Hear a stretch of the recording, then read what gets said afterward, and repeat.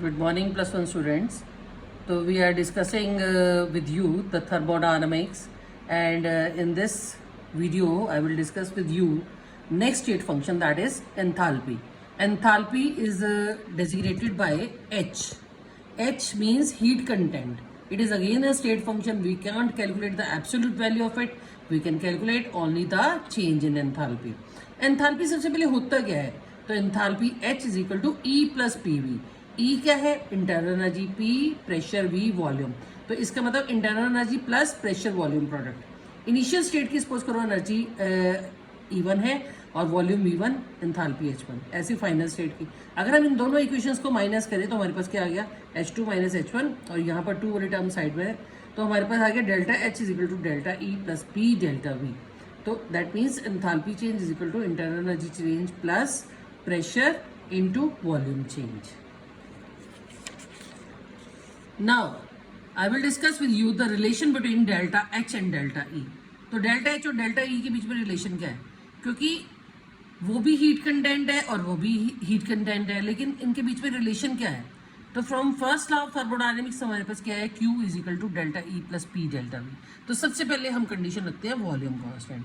अगर हमने वॉल्यूम को कांस्टेंट रखा तो P delta V is equal to 0 हो जाएगा. इसका मतलब Q डेल्टा E के बराबर होएगा.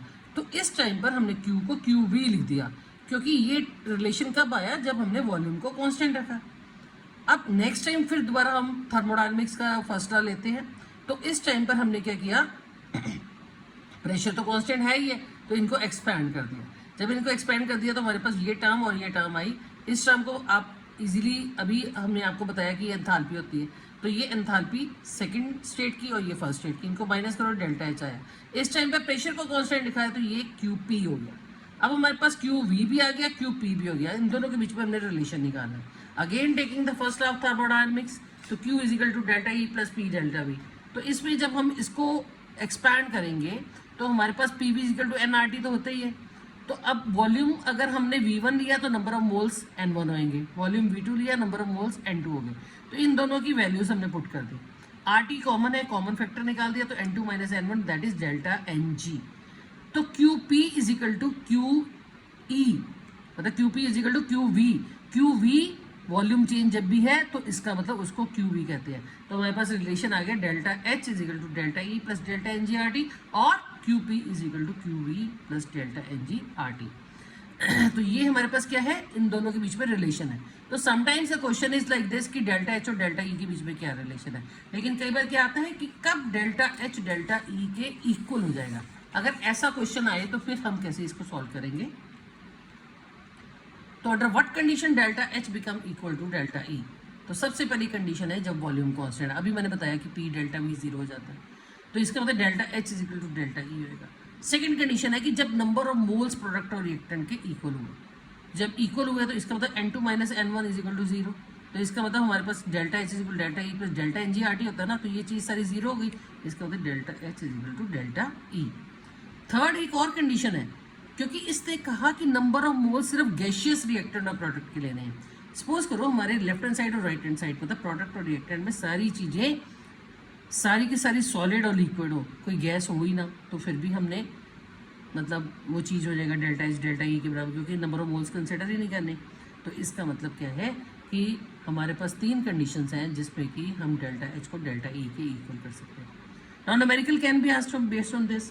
अब देखो यहाँ पर न्यूमेरिकल है कि heat of combustion of benzene in A bomb calorimeter constant volume. इसका मतलब आपके पास डेल्टा E दिया हो. जब भी कंबस्शन है तो आपने नेगेटिव साइन अपने आप लगाना है, किलो जॉल को जॉल में कन्वर्ट करना है.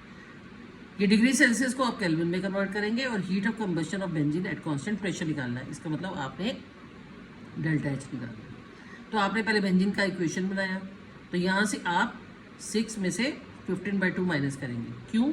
क्योंकि ये डेल्टा NG निकल आएगा. उसके बाद आपने सारी वैल्यू पुट कर दी. Delta is equal delta E plus delta NG/RT and you will calculate the delta H. This is joule per mole. Either you can express it in the joule per mole or you can express it in the kilojoule per mole. Next is कि what do you mean by exothermic reaction or endothermic reaction? Exothermic क्या होता है? The reactions which are accompanied by heat evolution. कि जिसमें heat evolve होती है। जैसे हम कार्बन को जलाते हैं, मीथेन को जलाते हैं, ईथेन को जलाते हैं, तो हमेशा कार्बन डाइऑक्साइड निकलती है और साथ में हीट बाहर निकलेगी। तो either we can write heat along with the product और you can say that delta H is equal to, अगर यहाँ पर प्लस साइन है तो अपने माइनस लगाना है। जब भी डेल्टा एच नेगेटिव है तो इसका मतलब रिएक्शन एक्सोथर्मिक है। ऐसे एंडोथर्मिक में हीट एब्जॉर्ब होती है। जैसे हम N2 और O2 को मिलाएं, जितनी तक आप हीट नहीं देंगे नाइट्रिक ऑक्साइड नहीं बनेगा। तो either we can write like this, और इसको इस साइड पर लाएंगे तो माइनस हो जाएगा, या हम कह सकते हैं कि delta H is equal to positive this. तो डेल्टा एच हमेशा पॉजिटिव होता है एंडोथर्मिक के लिए, नेगेटिव होता है हमेशा एक्सोथर्मिक के लिए। लेकिन एक चीज़ होती है हमारे पास थर्मोकेमिकल इक्वेशन। जैसे हम सपोज करो कोई इक्वेशन लिखिए C+O2 गिव्स CO2, तो ये सिंपल इक्वेशन है।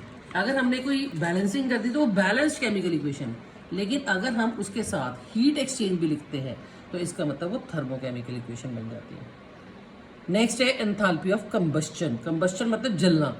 तो अमाउंट ऑफ हीट हमेशा इवॉल्व होएगी। Amount of heat evolve when one mole of the substance is completely burned in the presence of oxygen. तो you can give the same example. तो इसमें heat evolve हुई है इसलिए माइनस आएगा। ऐसे heat of enthalpy of formation, heat of formation कि कितनी हीट इवॉल्व, देखो कईयों में तो हीट इवॉल्व होनी है, कईयों में एब्जॉर्ब होनी है। तो अमाउंट ऑफ हीट इवॉल्व और absorb when one mole of the substance is formed from the constituent elements. जैसे कार्बन डाइऑक्साइड में इवॉल्व हुई है, नाइट्रिक ऑक्साइड में एब्जॉर्ब होगी, लाइक दिस। तो अगर कहीं पर आ जाए स्टैंडर्ड, तो अगर स्टैंडर्ड आ गया तो फिर आपने क्या करना है, अंडर स्टैंडर्ड कंडीशन साथ में ऐड कर देना है। स्टैंडर्ड कंडीशन क्या होती है, 1 atmospheric pressure and 298 kelvin temperature. Next है हमारे पास एंथैल्पी ऑफ न्यूट्रलाइजेशन। न्यूट्रलाइजेशन क्या होती है, जब भी आपको पता है एसिड और बेस आपस में रिएक्शन करेंगे तो हमेशा हीट निकलती है और this reaction is known as neutralisation reaction. तो इसमें भी क्वेश्चन आ सकता है कि जब भी हम स्ट्रॉन्ग एसिड स्ट्रॉन्ग बेस लेते हैं, लाइक स्ट्रॉन्ग एसिड क्या होता है, जो कि पूरे का पूरा डिसोशिएट हो जाता है, स्ट्रॉन्ग बेस जो कि कंप्लीटली डिसोशिएट हो जाता है। तो जब भी हमने स्ट्रॉन्ग एसिड स्ट्रॉन्ग बेस दिया तो हमेशा सॉल्ट प्लस वाटर बनता है। तो हीट निकली -57.1।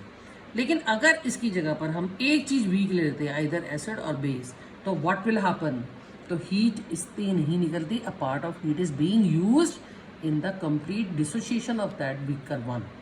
तो इसलिए क्वेश्चन कैन बी आस्क्ड कि हमने इसमें एसिटिक एसिड ले लिया, ये यहाँ पर अमोनियम हाइड्रोक्साइड ले लिया, तो हीट 57.1 ही निकलेगी, इससे कम निकलेगी। तो in this way you can keep in mind the enthalpies of combustion, formation, neutralisation, sublimation and all that. तो next we will discuss in the next videos. Thank you.